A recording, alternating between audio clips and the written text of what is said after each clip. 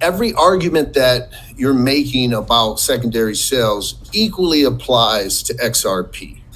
And yet XRP was suspended. And then we see a case against Bittrex where the SEC says algo is also a security. And of course, there isn't a suspension of that.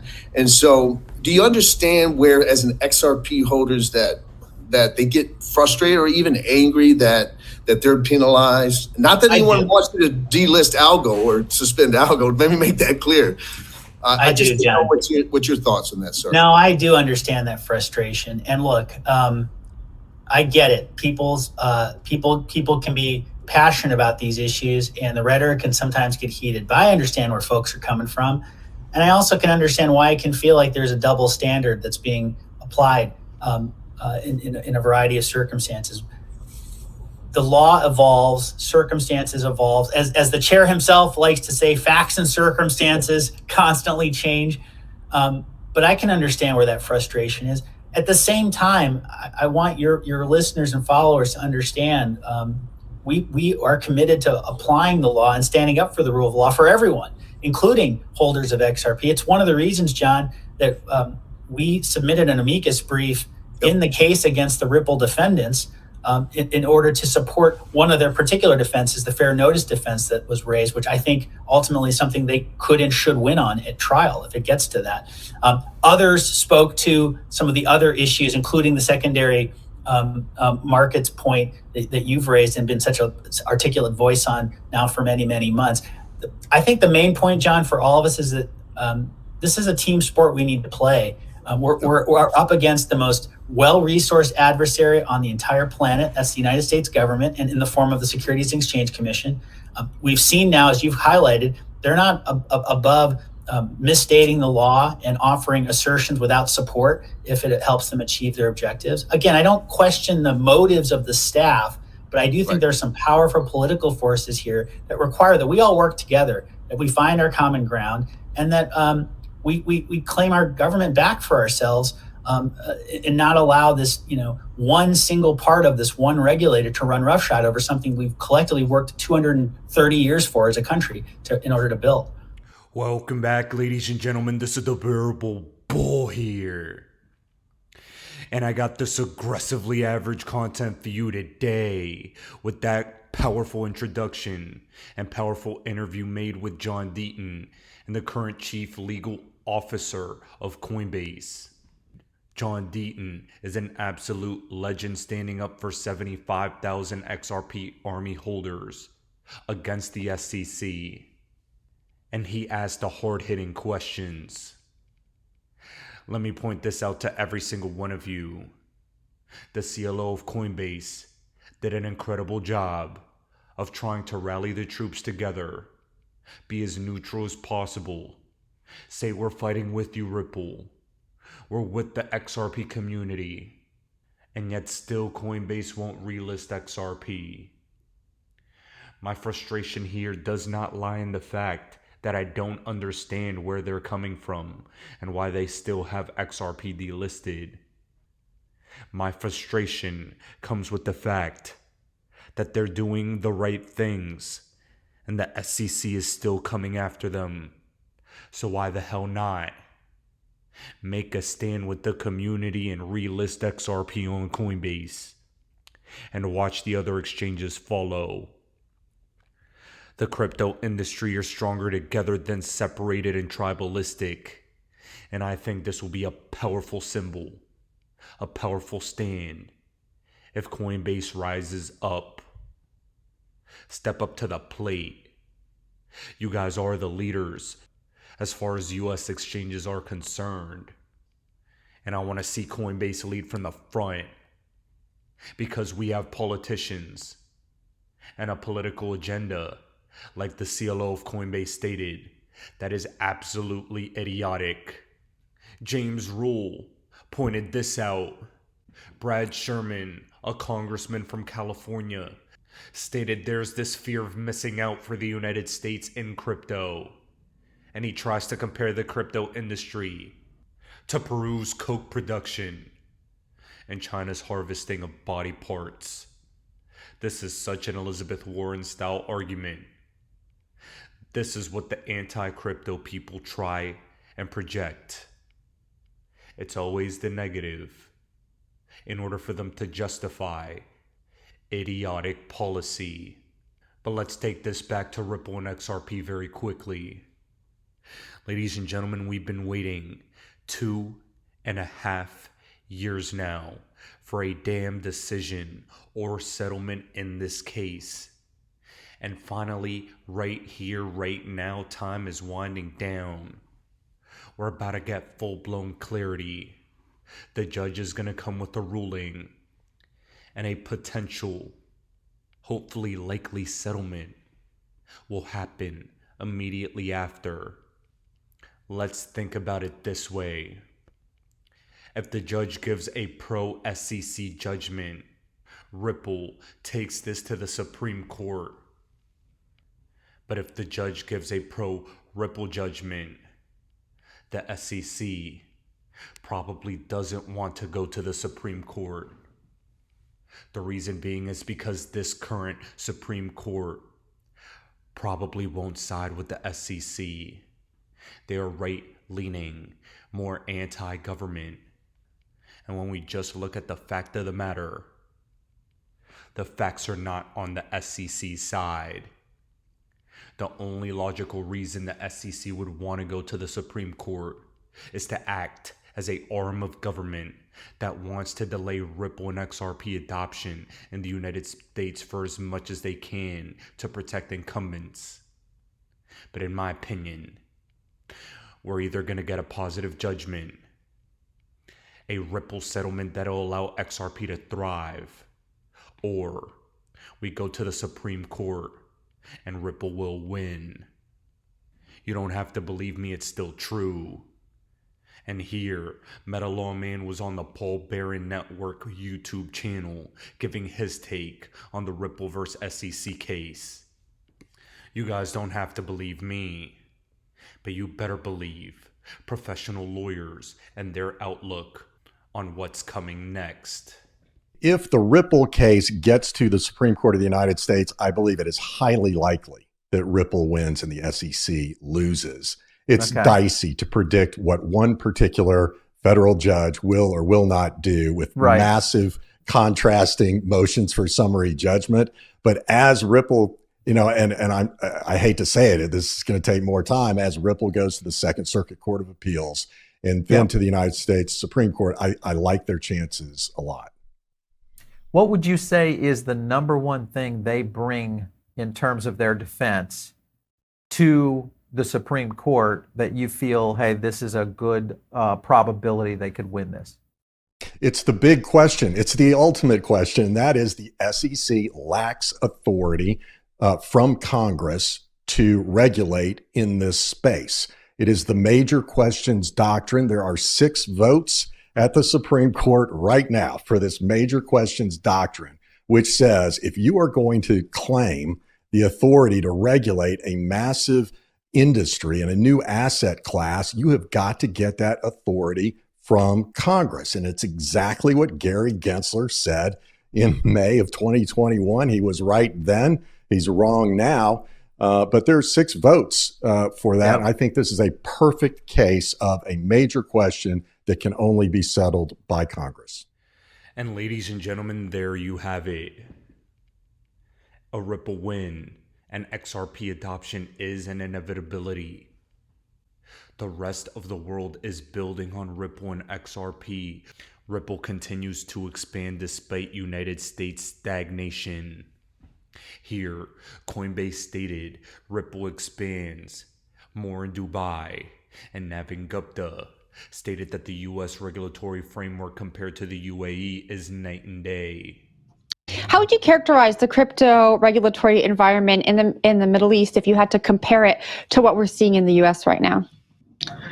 I think it's just light. I mean, it's day and night, right? I mean, so what I can see, because I experience mainly the UAE, I think the regulators are very open. You can come up with an idea, have a dialogue with the regulator, agree on the way forward, and you're able to move forward with very quick speed. Also, you're able to very quickly mobilize in terms of team. You're able to scale up and then constantly go back to the regulator if the model changes in some way. So this is this healthy two-way dialogue that's creating the fertile ground for companies to grow in the Web3 space. What I have to stress to every single one of you, especially Americans, is despite XRP being delisted from almost every exchange here, internationally, and XRP is international cross-border technology, the frameworks are in place. And something I have to stress is the collapse of the US dollar will accompany the rise of XRP. XRP is on this planet right now as a solution to the dollar collapse, the currency crisis that will come. And you guys could never forget that. It's no accident that this banking crisis is accelerating, with 4 out of the 5 biggest bank collapses in history happening in just the past 2 months, all aligning with the Ripple case ending and the debt ceiling crisis we're about to experience in early June. I don't know how that debt ceiling crisis is going to play out. It could be a problem reaction solution type scenario where they bring some pain very quickly and then raise the debt ceiling. But regardless, this is an ominous warning from Treasury Secretary Janet Yellen that you all need to hear. Early June is when we project that we will run out of cash, and there is a chance it could be as early as June 1st. Of course, there is a lot of uncertainty, and I plan to update Congress as new information becomes available, but that's still our current thinking. Are there extraordinary measures you can take around that time, or is that it? Well, really, that's it. We've been using extraordinary measures for several months now, and our ability to do that is running out, and we will start to run down our cash. And our current projection is that in early June, a day will come when we're unable to pay our bills unless Congress raises the debt ceiling. What happens on that day? Let's assume for the sake of argument it's June 1st. What happens that day if the debt limit has not been extended? Well, Treasury finds itself in a position where we're unable to pay all of the bills that come due that day. And this would be really the first time in the history of America that we would fail to make payments that are due. And, you know, whether it's defaulting on interest payments that are due on the debt or payments due for Social Security recipients or to Medicare providers, we would simply not have enough cash to meet all of our obligations. And it's widely agreed that financial and economic chaos would ensue. What a precarious situation we're in, huh? If we do not raise the debt limit and restart quantitative easing and inflation into infinity and beyond yet again, financial chaos. That is the warning from Treasury Secretary Janet Yellen. You see, ladies and gentlemen, the financial system has been running on life support for the past few years now. And quite honestly, since 2008, we were supposed to hit a massive financial crisis in 08, go through the pain, and then let the system recover on its own. But what we decided to do was put a band-aid on it, super glue the problem away. But now the band-aid's falling off. The super glue's falling apart. There is no road left to kick the can down. We are here. enter financial collapse that we've been projecting for years. There will be no escaping it. Problem, reaction, solution will be upon us. And the only way you can avoid suffering the way 99% of the planet will suffer is by being out the system. My way of being out the system is investing in utility digital assets and precious metals. Even so, I think everything could see a drop when the financial crash happens. But when we recover and bounce out of it, all of us in the XRP community will be well positioned and ready to go to take advantage and become the new 1%.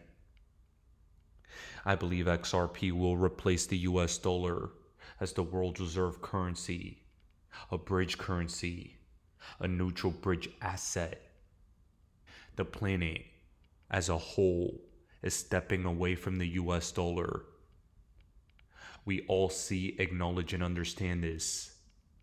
But the planet is also, slowly but surely, allowing for the infrastructure for XRP adoption. Ladies and gentlemen, sit back, relax, and watch as generational wealth comes our way. Ladies and gentlemen, this is the Variable Bull here. Thanks for tuning in. As always, I appreciate every single one of you.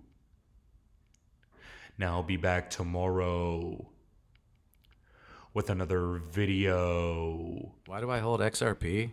Because Ripple's the chosen one to lead the new global digital payment system, and they use XRP.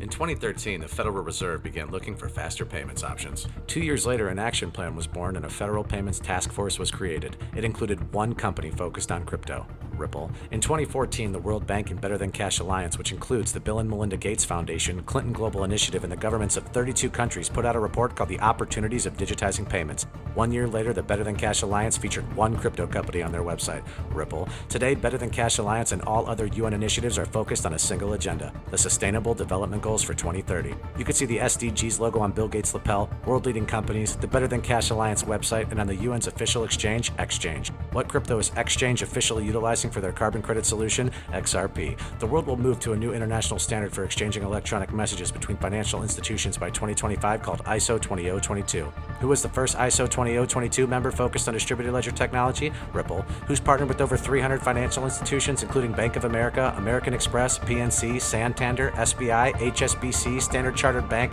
Bank of England, India, Singapore, Scotland, Australia, and Indonesia, the largest banks in Japan, Canada, Egypt, the Middle East, United Arab Emirates, Thailand, Morocco, Bhutan, South Korea, Brazil, and Latin America? Ripple. Who is a former employee overseeing the Federal Reserve? Ripple. A former employee overseeing the world's largest asset manager, BlackRock's digital asset division? Ripple. Leading Australia's CBDC effort? Ripple. Who hired a former Treasury of the United States? Ripple. 2 former Federal Reserve attorneys to their board? Ripple. 2 former Clinton and Obama advisors? Former Minister of Defense and Economics of Germany? Former business director at Swift? Former Swift board member? Former CFO of PayPal? Former head of the DTCC? Former chief business officer at Uber? Former VP of Amazon and former SEC chair on their legal team? Ripple. Who's a member of the Digital Pound Foundation, Digital Dollar Project, Digital Euro Association, Mojaloop, IMF's high-level advisory board on fintech, Hyperledger Blockchain Consortium, Open Payments Coalition, Faster Payments Council, Global Payments Steering Group, Cross-Border Working Group, International Association for Trusted Blockchain Applications, Crypto Climate Accord, University Blockchain Initiative, World Wide Web Consortium, and a featured partner of the World Economic Forum with 3 members of their team directly listed on the WF website? Ripple. Now, does Ripple and XRP sound like they're going to disappear, or do they sound like they're part of a much bigger plan? You decide.